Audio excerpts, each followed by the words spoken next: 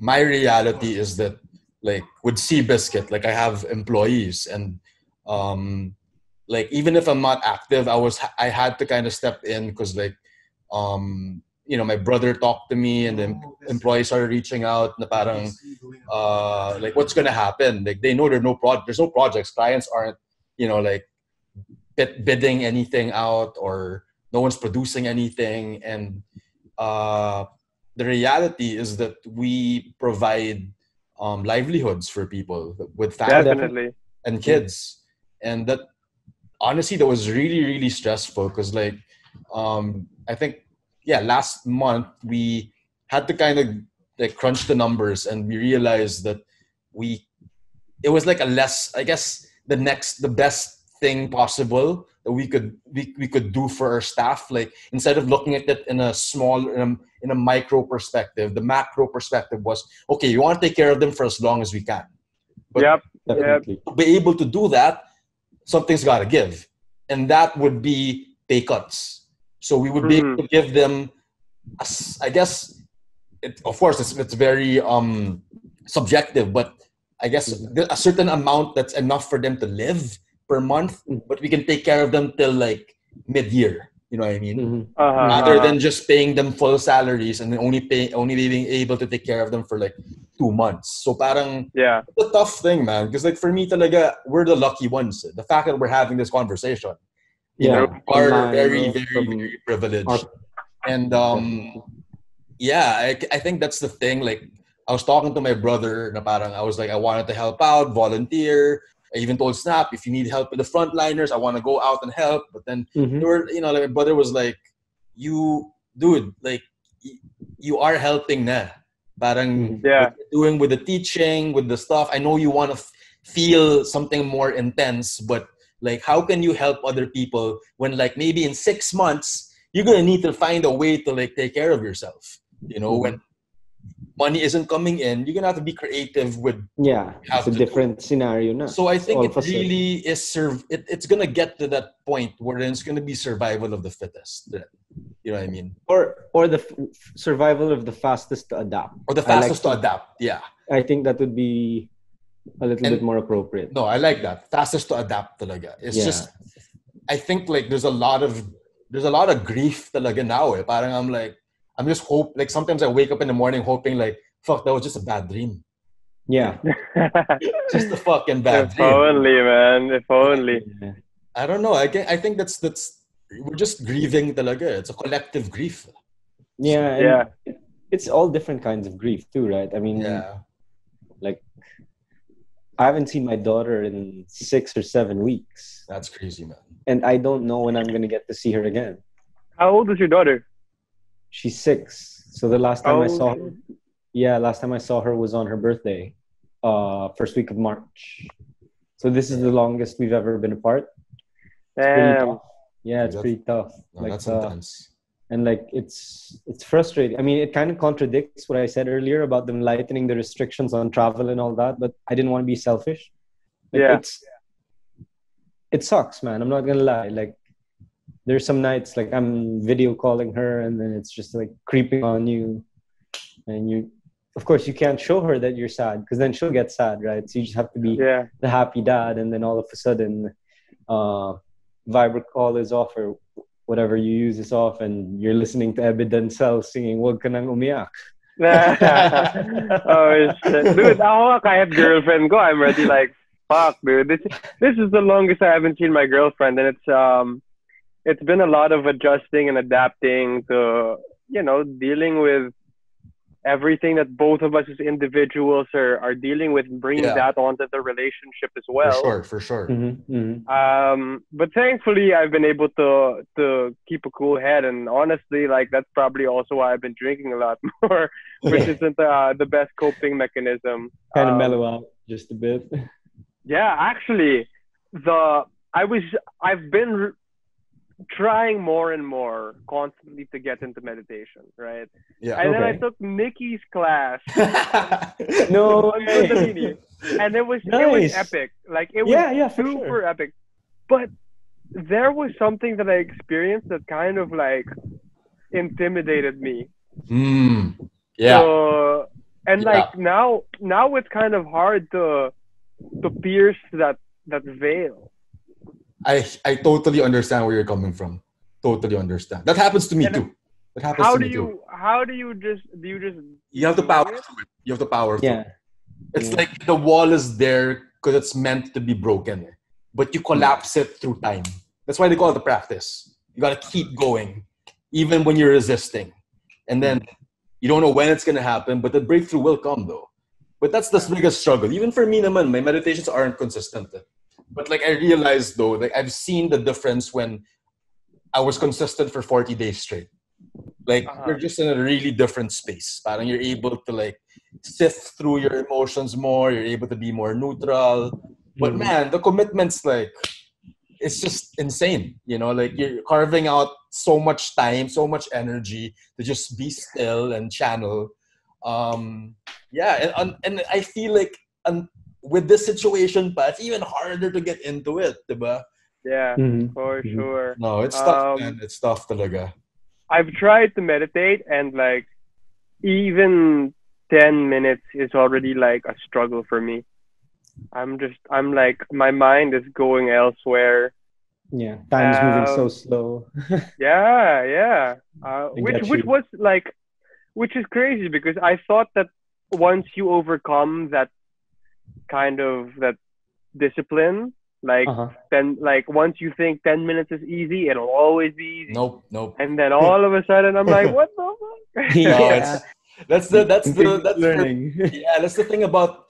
I think I'm even surprised that that's the reality of like a spirit of having a spiritual practice. Like your ego thinks kasi na parang once I've got it, I got it. Kaya. But no way. Once you think you got it, you don't got it. That's just the way it is. But it's always these like refinement and it'll steamroll you. You know? But yeah, man, it's really like especially now, parang when like these Zoom calls, when I do classes and then parang some of the students don't want to show their video and parang, you know, I have to be accommodating and say, okay lang, sige, go, just listen to my voice, I won't correct you. But it's weird that even when you know they're there but you can't see them, it's hard to connect. It's hard to connect. For sure. It's hard to connect talaga. And I think that's why I feel starved for connection. You know, not just as like not even just sexual, not even romantic. So like even just like you know, that visceral connection of being near somebody. Like it's just a strange like place to be in talaga now.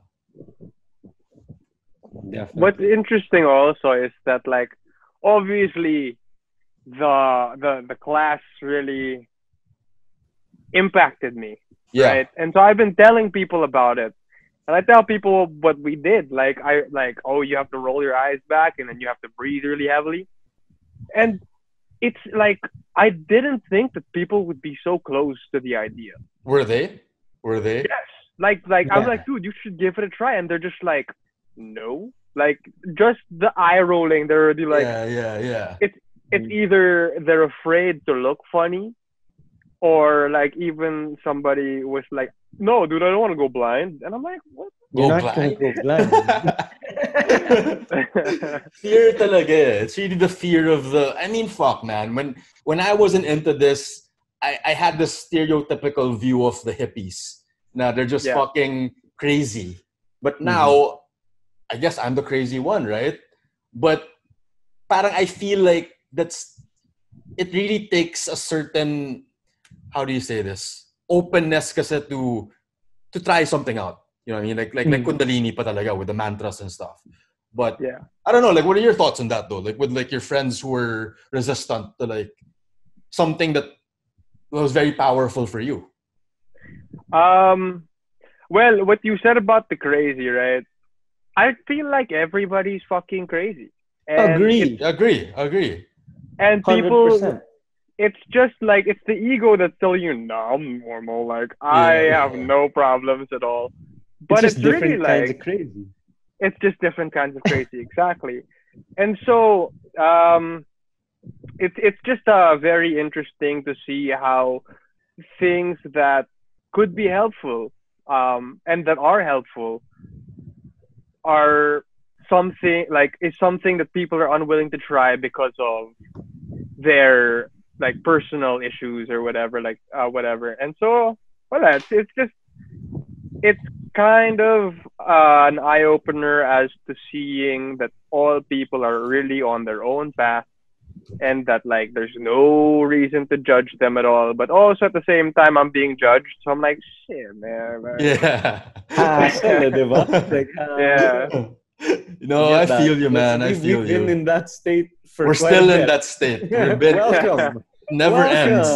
Thank you. The outliers talaga. It's a hard. It's tough, man. Like I think and I think sometimes I feel kind of disillusioned, but in the sense that like I'm always so excited to share Kundalini. Like I'll send the schedule for a week, and I'm like, oh yeah, everyone's gonna fucking sign up.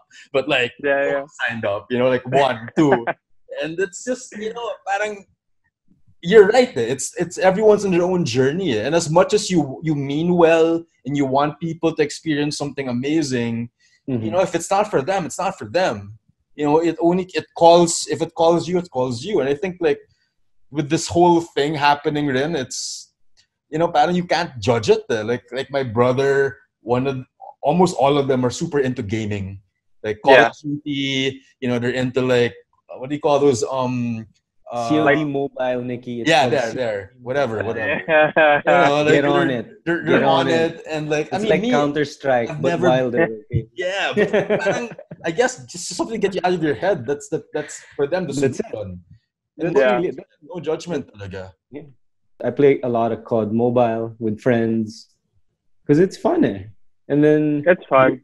Yeah, because you can make kwentuhan while you're playing because of the headphones, and then it's like there's like a part of it that distracts you a little bit because you kind of have to focus, or else you're gonna get shot. Yeah. If you get shot in a certain place, you're trying to tell your teammates, "Oh yeah, there's a guy over here, over there." Before you know it, you're like 3 hours in.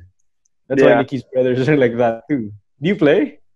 I tried playing on the mobile, but I'm just like, it's not the same, man. It's not the same as a mouse. Oh, for sure. For sure. I get that. Like, I know Warzone. Yeah, I'm on Warzone.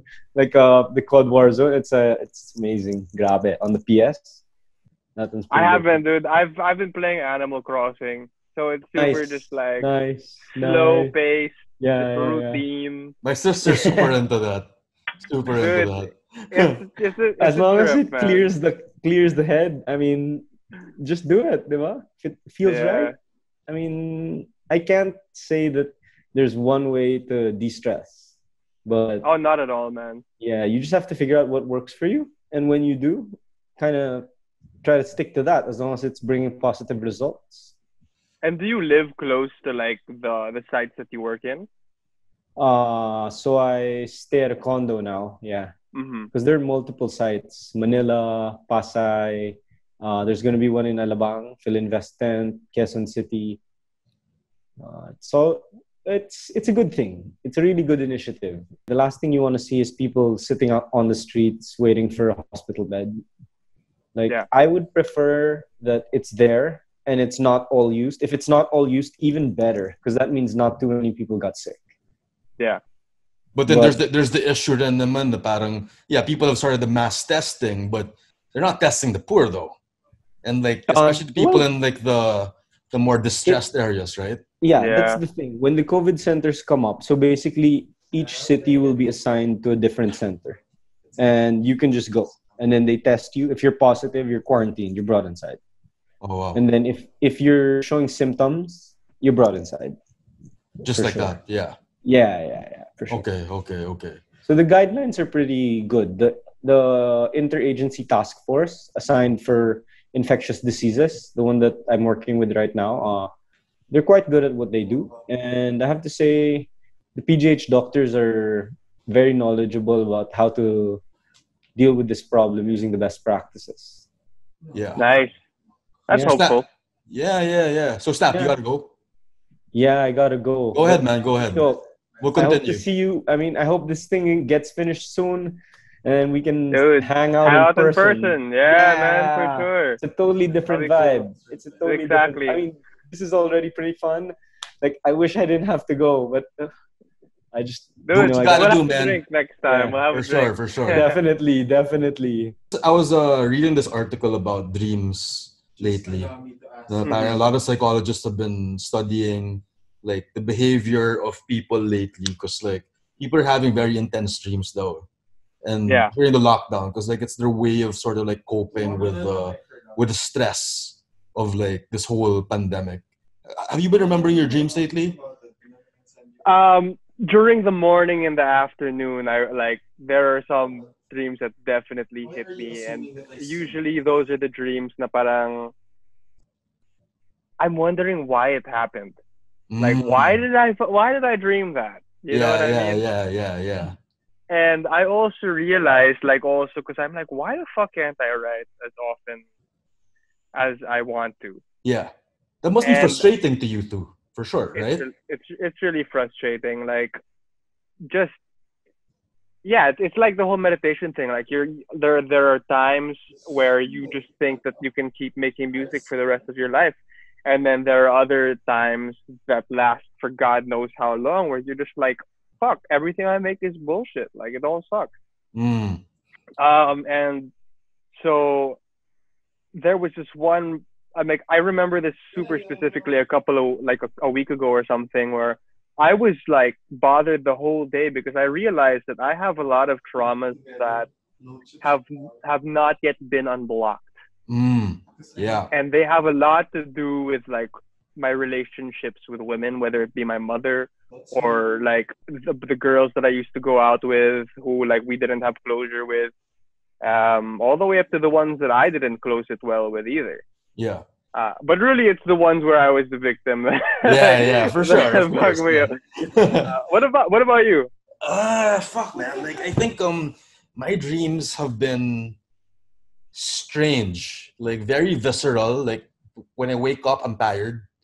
Mm-hmm. It has a lot to do with the past, with relationships too. You know, like Uh-huh. with um not just with women, but also with guy friends who I lost touch with or who I'm supposed to be close to. But there's, I guess, there were the common theme was a lot of friction. You know, like Okay. not seeing eye to eye, and I don't know, man. Like, except for me, like I sometimes I see dreams as maybe they could be like a parallel universe or they could be like some signs from like your past self, like, or you know, like just some like subconscious stuff coming up. And I kind of get into this mind fuck about it because like I have so much time to think, you know. So Yep. parang like whenever I wake up, I kind of just stay in bed for like an hour and just kind of let it, like I try to kind of like process it, but I'm always left with this feeling of like, what now? Like, how am I gonna piece this thing together? Or is it really, was that just meant the purpose to just see that fragment, and then if it affects me that way, that's it. Like, move on. So I don't know, man. Like I kind of feel like I'm in this limbo state, even with the dreams. Like there hasn't been resolution. Yes. And Do you think that there ever will be a resolution? no, I don't think so, man. I don't think so. Like I feel like I've been reading a lot about plant medicine and shamanic journeys and stuff, and I Mm-hmm. feel like it's there. I'm seeing a lot of similarities, kasi, in terms of when you dream, and a lot of like Native American cultures, even tribal cultures here in the Philippines, they use dreams, kasi, as um like a cosmic what do you call this, like information highway. Mm-hmm. And I think I think there's a lot of truth into that. But the thing is, it won't make sense until, I don't know, like until you kind of move into the certain like frequency wherein you can kind of, you know how like the deja vu, parang it's kind Yeah. of like that. It's so delayed, so delayed that you can only get the insight then. So it's like you kind of just need to kind of help. You gotta consciously forget it, put it Yeah. aside, that it can do its magic. So I don't know, man. Like I feel like even with this situation, you know, a lot of the hippies, they always say na parang this is the big shift in humanity. You know, there's gonna be a golden age of like humans, but like fuck man, to get to that point, we're gonna have to eat shit first. Like that's the thing. And I think it's not just a collective thing, it's the individual. That's why I feel like, you know, I'm really glad that you're I mean, I know it's frustrating, but I'm glad that you shared that you're struggling with the creative juices and being able to create, because I think that's important, because you were wired to just be constantly producing and, you know, productive, but maybe now is the time to just rest, let things settle, so that new things can spark in a way we haven't really even imagined pa nga. So dude, yeah. And regards to that, right, and the whole dreams and being on, like, tethered to the cosmic self, right? How has your spiritual journey been from your travel, or maybe like even from the yoga retreat we had up until now? Honestly, it's been a roller coaster. Like I would say, I thought that it would be an uphill trajectory, but it hasn't. Like I remember when I started traveling, the first 6 months were like the honeymoon stage. Like I was very in the moment, very open, you know, but then I guess like all things, it gets old too. And it's sometimes I cringe just saying that, like being able to have like the opportunity to travel and wander and embrace a spiritual life. But then I remember I was like meditating for maybe, you know, consistently for 3 months. I would have like a practice. I would practice yoga every day. But parang it started to feel very mechanical. You know, I wasn't getting a lot of insights anymore. It kind of just felt like, I hate to compare it, but like I remember going to mass when I was in like grade school, you know, like it became like an obligation. And I kind of felt also responsible because I was teaching as well. And but man, it made me really depressed, to be honest. Like I did not expect to kind of go into this dark night of the soul, you know, like really questioning. It led me to stop teaching. I didn't teach for maybe 3-4 months. I didn't practice. I was just kind of pursuing hedonist experiences of like getting stoned, getting high, women, alcohol. You know, parang you just wanted to feel very intense stimulation, and like it honestly, that's the funny part. Like it for me getting out of that phase of just constant stimulation, I had to hit rock bottom, wherein I was kind of like indifferent to the stimulation. You know, like if the alcohol wasn't doing it anymore, the girls weren't doing it anymore, and I guess that's the irony. Like when I hit that bottom, that's when I went back into the practice again, and that's when I felt like, oh fuck, I need this. Okay, I'm into this again. Yeah. But like fast forward to now, it's been like a month into the lockdown. I feel like I'm in and out. Like it's like consistently inconsistent.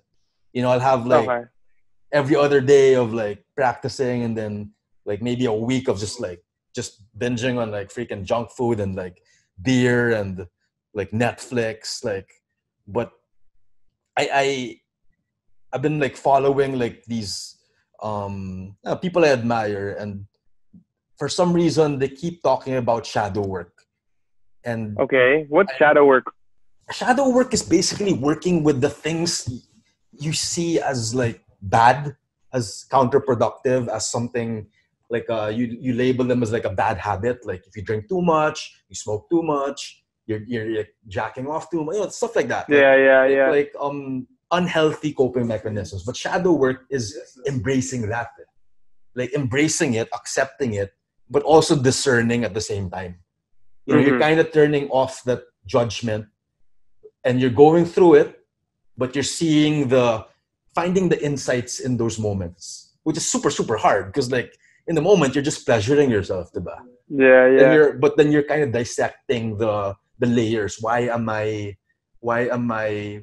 doing this? Why am I drinking so much? Like, where is this coming from? What triggers me to drink? Is it fear? Is it insecurity? And then you go deeper pa. So parang it's like it's basically like self psychoanalyzing yourself, but in a more like how do you say this? In a way that's more inwards. Like it's not there's not too much form. It's just that there's that certain awareness lang as you go through what you're going through. Because a lot of people I feel, because I mean me included, you know, you become very blind to it. You become very how do you say this? Just oblivious. Oblivious is the word. Like you're just kind of like, I'm drinking because I want to drink, but no one wants to kind of scratch that like the tiny surface and like, okay, why am I drinking? Okay, why is it linked to loneliness? Where is the loneliness come? And you keep digging, and it never really ends. But that's what they call shadow work, though, you know. And I think everyone now is kind of forced into it, consciously or unconsciously. Diba? That's a cool term, man. Like I feel like I had to deal with that as well, unconsciously, because I had gone down a spiral where I was drinking the most that I had ever been drinking and all of these things, and then I got shit like gout. Damn. Like I have gout now, you know what I mean? So like I can't drink beer anymore and all of these things. And so it was maybe it was 3 weeks of my throat getting infected, and then I get gout, and then I get a stomach bug. Yeah. And I'm like, this is God trying to tell me something. Yeah. Like, I need to figure this shit out. And it really was a bunch of unresolved internal issues that I had,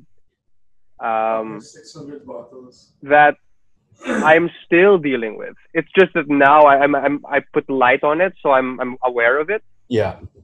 But yeah, after that, maybe so that like I've been clean. I was clean before this lockdown for maybe 4 months. Mm-hmm. And then, like what you mentioned a while ago, like it's not about cutting it off and judging it. Like, for example, my drinking or the smoking. It's more of like, why am I doing this? Am I doing this to numb myself from something, or am I really trying to just enjoy the moment? Yeah, exactly. Enjoy my time with my peers. But yeah, man, still it's a roller coaster. It's a roller coaster, man. And it's not gonna end till it's over, and it might not even ever be over.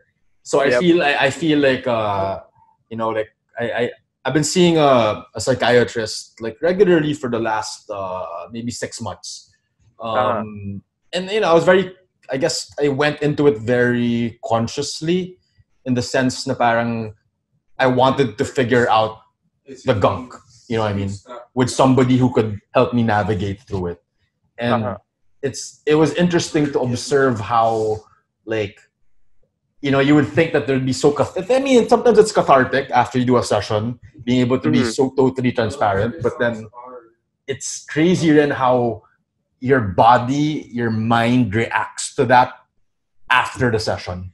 Like, so many times, like, especially during the lockdown, because I've had like 2 sessions on Zoom with my psychiatrist, and then, you know, after the session I kind of go into the living room with my brothers, and all of a sudden I just snap, you know what I mean, like at somebody. I don't even know why, but then, you know, they kind of called me out, and they were like, yo, we noticed that you're kind of like, you just become super like jumpy after you do your therapy sessions. And you know, it's just interesting to get that perspective. And parang, you know, like it really does trigger stuff, and you might not even be able to like process it like internally yourself. But when people see you, the way you're reacting, the way you're behaving, parang you can see that things are moving. Because the fact that you address it, the fact that you said it, that's gonna kind of changes your chemistry, your biochemistry, right? Yep, for sure. But yeah, man. But like, how about you? But like, in terms of like your, I guess, the stuff you're dealing with, since now, you know, you're just more in the stillness. like how are you channeling that internal stuff? Like, is it through the workouts? Is it through the like talking to your girlfriend? Like, I'm curious. Like, because I mean, you were creative, so like I'm sure it has to channel out in some way, in any way. Yeah, yeah. Well, the working out really is helping. I before my start, like before I really started working out, I was the most unfit I have been in my life. Damn. And I realized, like, from my whole journey pursuing artistry, right? There was a peak. I experienced something that dragged me out of that peak, and I just let it eat me up for so long. Mm. And I realized being pulled down so low that I really needed to cultivate my roots. Okay, I hope so. The thing is, it's hard to find my roots. And the roots being like, who am I based on my lineage? That's already difficult. Who am I based on my nationality? Yeah. That's extremely difficult. And who am I as a person? Like, do I want to be a good person because I want people to call me a good person? Or do I want to be a good person because I believe that I am a good person? Yeah. Yeah. And a lot of the reflection led me to understanding, yes, I want to be a good person, but there were definitely aspects that needed validation. Yeah. Outward validation. 100%. 100%.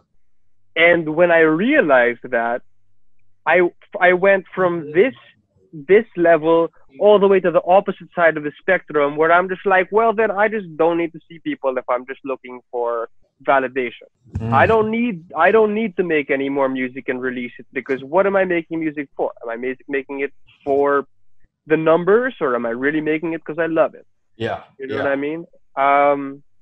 And it kind of led me towards what I'm currently doing now, which is I'm putting up an NGO. That's amazing. Nice. Thanks, man. Well, I'm trying. We were doing the paperwork right before the quarantine started, and it's called the Young Leaders Council, and we're fighting against OSEC, online sexual exploitation of children. We are the #1 suppliers in the world of online sexual exploitation for children. Damn, I didn't know that. Dude, it's crazy. Yes, 70% are parents who are putting their kids through this shit. Yeah. And kids as young as 10 months old are being told to either fuck their siblings or on camera, or to fuck their siblings and then bring in the dog. Oh my God, that's fucking And this crazy. is in the Philippines. It's fucking crazy. And, the reason why that happened also is because, like, how I found out all about this is because I was having dinner with my girlfriend, and then we decided to pay for these people's bills. And then these people's bills were the people who were working against OSEC. And then they emailed her because she's really popular. Mm-hmm. And they asked her if she was willing to sit down for a meeting. We did our due diligence, tried to find out if they were legit. They were legit. And they taught us all about this, right? And here I am making money, the most money that I had ever made for self-fulfillment. Like, as an artist, what am I doing? I am making experiences for myself to write about, and then I make money from it. Like, Yeah. it's definitely a blessing, but it's also so self-fulfilling. 100. Yeah, I totally agree. I get that.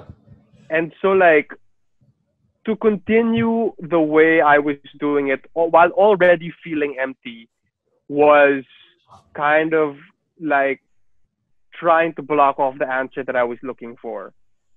And so I decided to dive in head first. One thing led to another, and the solution for me was that this demon is bigger than just whoever's working on it now. Like, not a lot of people know about it. So first it was about spreading awareness. I told quite a bit of people about it, and then I was like, you know what? even the awareness, even so the organization I'm working with, right? They're treating kids who have already suffered OSEC and have to, for example, testify against their parents in court. Oh These are fuck. Yeah. children Yeah. testifying against their Yeah. parents in Yeah. court. Yeah. And then if they're able to stay in this transient home, which is 3 to 12 months, then they're helped with psychologically. They are treated basically. Yeah. Yeah. So I'm helping there, but the thing is, you're not attacking the root of the issue. The kids are still getting raped online Yeah. for all of this, and so that's where I'm at now, man. Like, I'm really hoping that we can put up a school, because the gig, which is right behind the fort, is the #1 place within Metro Manila that supplies it to the rest of the world. And that's like, you can imagine, right? There's like a foreigner in the fort who's making a shitload of money, looking for people in the gig and supplying people in Australia and America and the rest of the first world countries with this content. So ideally, the schools will teach the kids what their rights are, because every child, which I didn't know, has 4 basic rights, which I need to learn more about so I can tell you wholeheartedly. Yeah. But they have 4 basic rights, and we need to educate them about this and give them, proper education about language, math, and hard and soft skills. So if I'm able to do that, I think the same pull that made me start rapping and trying to make it something, Yeah. I'm getting the same pull for creating this NGO. That's amazing. Which is the reason why I even have the confidence to talk about it now. Yeah. But I mean, it's fucking terrifying, man. There are stories like the guys I'm working with. They went to Visayas, right? To a community that had a high density of online sexual exploitation. And then they tell the barangay captain, and then the barangay captain goes, "Why the fuck are you fucking with my people's money?" Damn. Like, right? Yeah. So it's, yeah. Dude, that's amazing. It's funny because like before the lockdown, I was invited by some of my friends who were kind of like into like NGOs. And have you heard of the organization Chameleon? Never. So I'll send you the details, but in a gist, this is in the Visayas naman, Iloilo, if I'm not mistaken. Basically, this French woman started this facility wherein she saves sexually abused young women, and she basically created a school, a livelihood program. She even got Cirque du Soleil. They come in every summer to train the girls to become like, one of them is already part of Cirque du Soleil. That's how crazy it is. That's insane. And one French girl started this thing, and basically it's now they're already at the level of I think they're trying to get integrate legal action naman, so that the girls can seek justice for their the ones who abused them. So I mean, I'll link that to you, man. There might be some synergy, but that would be great. But I'm super happy to hear this, though. This is like the next step, man. There's like a higher purpose in terms of It feels like, because even like with the lyrics that I was making when I was starting, at this point in time, I was working with Gawad Kalinga, and before I decided to pursue Curtismith as a career, I was gonna move to Bulacan to pursue a social enterprise in Gawad Kalinga. Yeah. And I decided, you know what? I'm gonna keep saying yes to my gigs until I have no more gigs, and then I can move to Bulacan. Yeah. And fucking 5-6 years later, here I am still like doing music. But somewhere along the line, it became this kid who was hungry, who wanted to help his country, to a kid who was like, how do I stay afloat? How do I keep this boat of Curtismith from sinking? Yeah. And like looking and reflecting on maybe the last 2 years of my career, when I got a taste of like how you could profit off it, Yeah. I was like, I need more of this. It's intoxicating. It's It's intoxicating.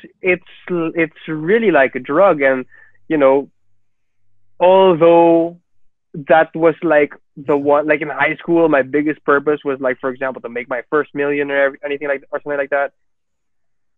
When I like started making this cash, I'm like, I'm emptier than I've ever been. Like this is Yeah. so I feel unfulfilling. you.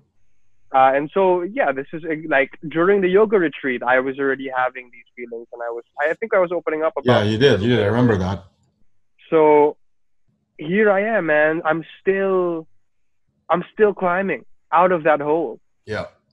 But I definitely have more muscles now that I've been climbing for so long. You know what I mean? For sure, for sure. And that's what it is. That's what it's all about. You know, like I know we talked about this then. You know, I was in production for 10 years, you know, like Yeah. directing, producing, and it was supposed to be the dream.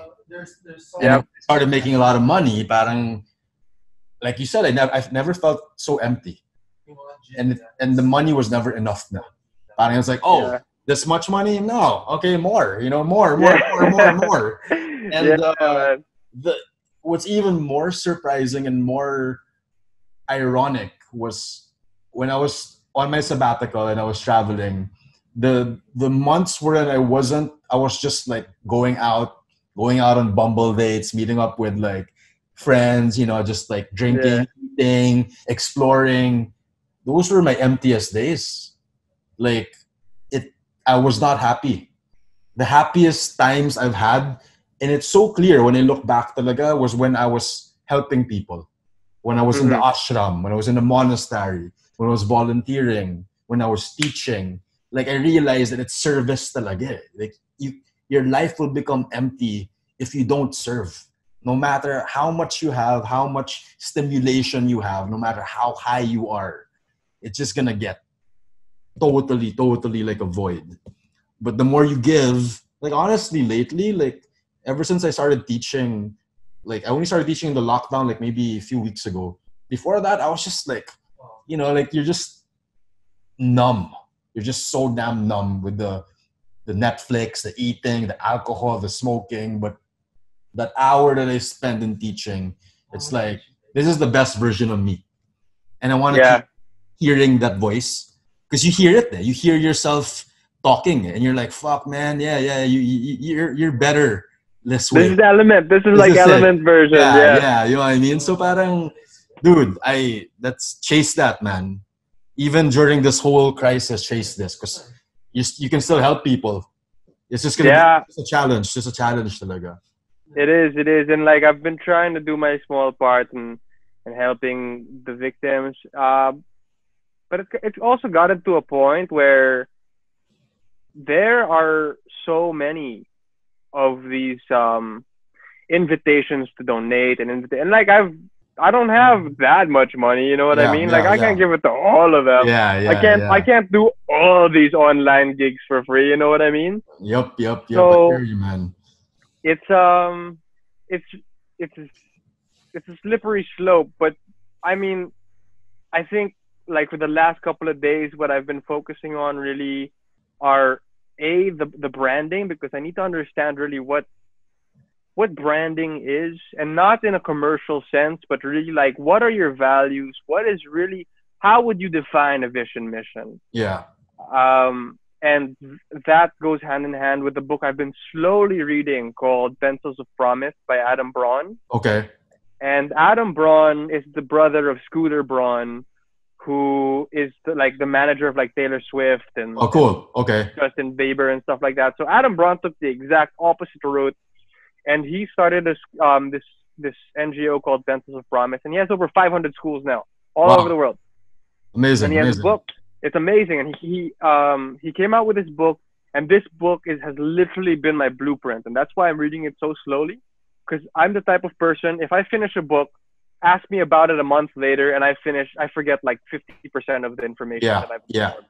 Yeah. I feel you. So yeah, man, it's and here, yeah. So like I'm here now in limbo, just like okay, I'm still trying to help with the Corona thing. I'm doing my part by staying in, but I want to move, dude. I really Yeah. want to like Yeah. do stuff. No, man, but like I think you're in a transition, man, into like your new chapter. So like, I mean, maybe you don't see it yet, but I'm telling you, you're in it, man. And that's the good stuff. Like, just get into that. You know, make it soak it in long. Because like when you start moving, it's just gonna keep moving. This is the time of like just the reflection and just like letting all those like shadows come up, so you can be strong when you can actually take action already. But hey, man, that's like props to you. And any way we can help you out, like let us know, because like that's a Dude, great for cause. sure. For sure. Great cause. Well, I would love to have you involved once everything is legitimized, and we're gonna. Ideally, the way we raise money is through merchandise and through events and galas Nice. and stuff like that, and really like make it the coolest NGO. You know what I Yeah, mean? yeah, yeah, yeah, Like yeah. this really inclusive, like kind of like an unknown but an NGO. Yeah, yeah, yeah. That's cool, man. No, no, That's the no. goal, man. Dude, that's amazing, man. That's amazing. And thanks so much, man, for taking the time to chat. Like, Of I think course. this is really, it is pleasantly unexpected, actually. Like the fact that I had no idea that you were planning to do this, to get into this new realm. But I'm excited for you, man.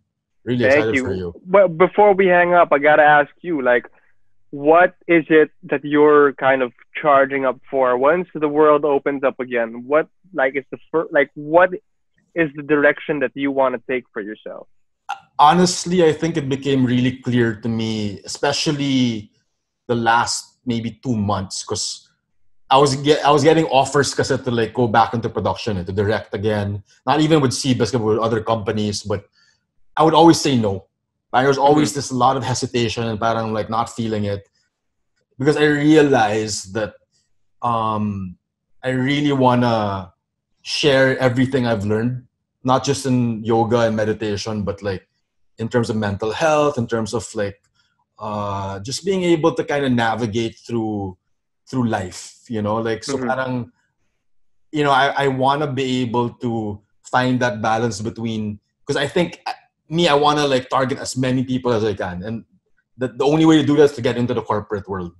But like Okay. like maybe like create these, like I guess like these programs or gatherings that are more cool, not like too hippie, not too cerebral, but kind of like like something that people will like some of my friends like put up this thing called like Wild Seed, wherein they do like these ecstatic dances that are sober, and when I attended, and dude, Crown was the one who was spinning. Dude, I saw pictures. It looked so good. It looked And so I good. think kasi that parang after this thing blows over, people are going to be ready for stuff like that here in the Philippines, because they're doing a lot of that in the States. And I kind of want to do that with different people, like really just spearhead regularly gatherings and, talks with schools, workshops, like really in terms of educating, but educating something like alternative living, alternative practices. Like, Mm-hmm. try to kind of get the like you said, you want your NGO to be super cool. With me naman, I want to introduce Kundalini and like meditation, but not in the traditional way na. Like parang I want like maybe bring you in or bring in Crown and like spin, and then like kind of throw like some curveballs within that. The parang so it's more kind of like a surprise, kind of like these Easter eggs. Because I Yeah, know yeah, yeah. I've realized kasi na parang if I just continue teaching as a regular Kundalini teacher, I won't reach a lot of people. I only Mm-hmm. reach like maybe a very, very small percentage. And that's fine. I love that then. But I really want people to experience like what I've experienced, what you've experienced, that you can get into these different states of consciousness. You can experience a high without the drugs, without the alcohol. And Yeah. you can find like, you can see yourself as an instrument, man. Your body's a fucking instrument. And that for Yep. me, that's the fire talaga. And I'm gonna go. Interesting. And what excites me is the collaborations. That's why for me, this podcast is the beginning. Para Yeah. hopefully it will become a platform in terms of, like hopefully when this thing's over, we can do more roundtables and stuff and get brands involved. So like really kind of like stick it to the man and like, fuck man, we can do more things that are high impact and relevant for humanity, not just self-serving stuff, Yep. And raise the vibration talaga. Cool, That's man. the Well, plan, hopefully man. Hopefully I can still take your classes though, cause Dude, man, the class is still gonna be there, man. Still gonna be there. nice. I've too much time on my hands. Too much time. But hey, man, dude, it was really, really nice talking. Yes, hopefully I see you after this quarantine, man. 100%, man. 100%. You take care, bro. Take care. You too. Thanks so much.